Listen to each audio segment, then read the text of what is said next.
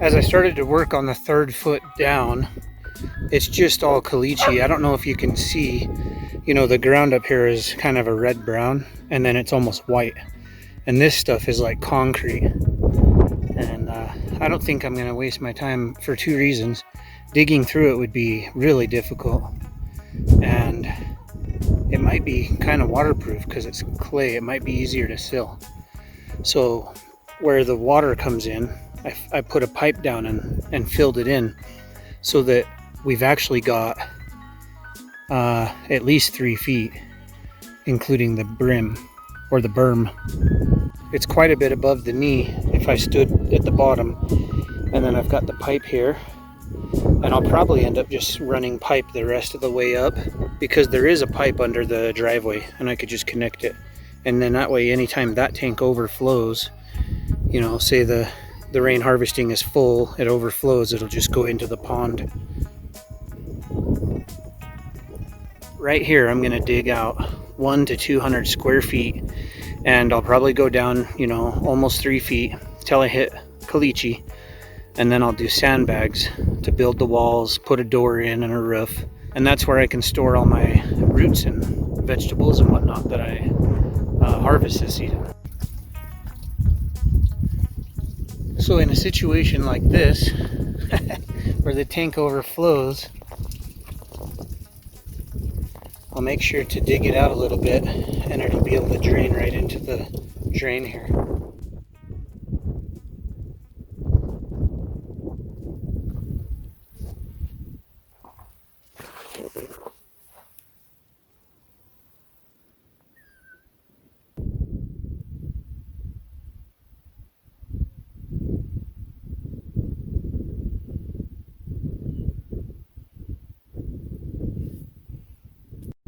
If and when the pigs successfully seal the smaller pond, I'll put organic matter in here and fence them in and let them do their job on this side.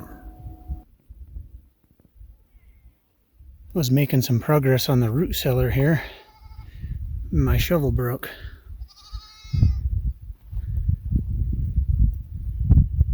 So we got a 3 foot deep pond. Once it's sealed, the new root cellar, all of which I dug by hand.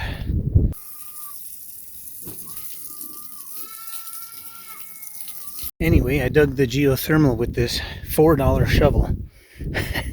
And this thing lasted through that. And then I upgraded to that shovel I just showed you that was broken. It was a $16 shovel. So we'll go back to this one.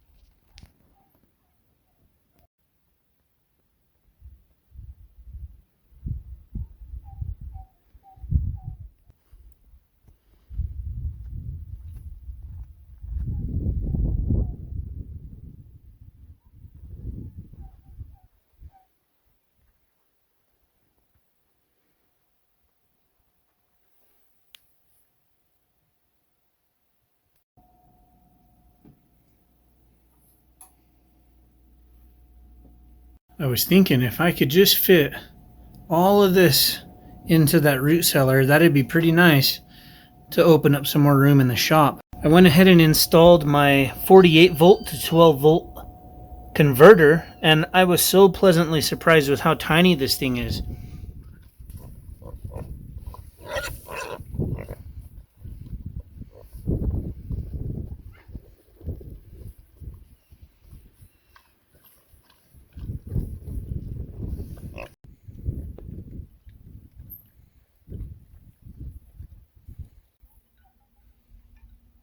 I've been out here cleaning the hide off so that when the chemicals get here, I can give it an oxalic acid bath.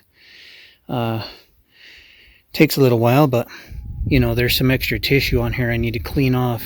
And all I had was my pocket knife, so next time I'll use a nice boning knife. But Pretty soon I'll have the entire thing cleaned up. You can see the bottom is pretty clean.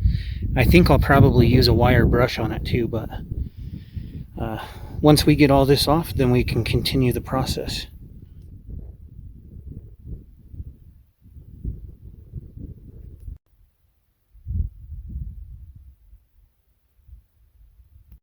When I butchered my goat, I buried some of the guts right here and buried that in dirt and then logs and dirt and compost, and I'm creating a new hugelkultur.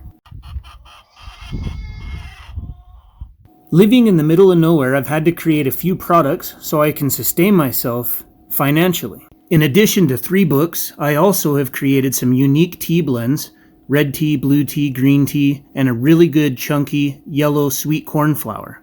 Check them out, the link is below. My oxalic acid came in with the saddle soap, and I've already had sea salt.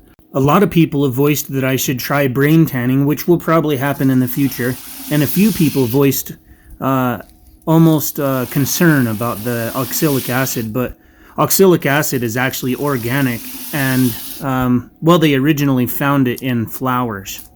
For my one hide, I added 3 gallons of water, 3 pints of sea salt, and 6 ounces of oxalic acid.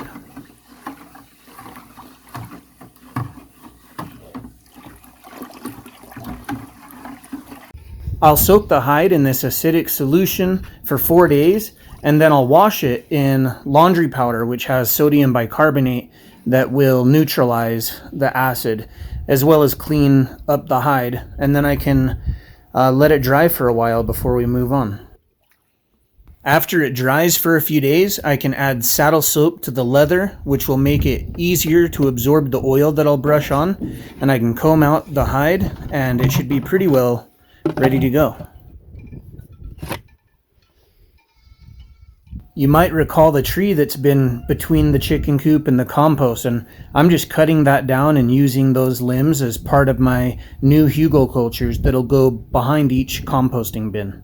I've already more than tripled the size of my garden, so these hugelkulturs I plan to plant Sudan grass and other feed for my livestock.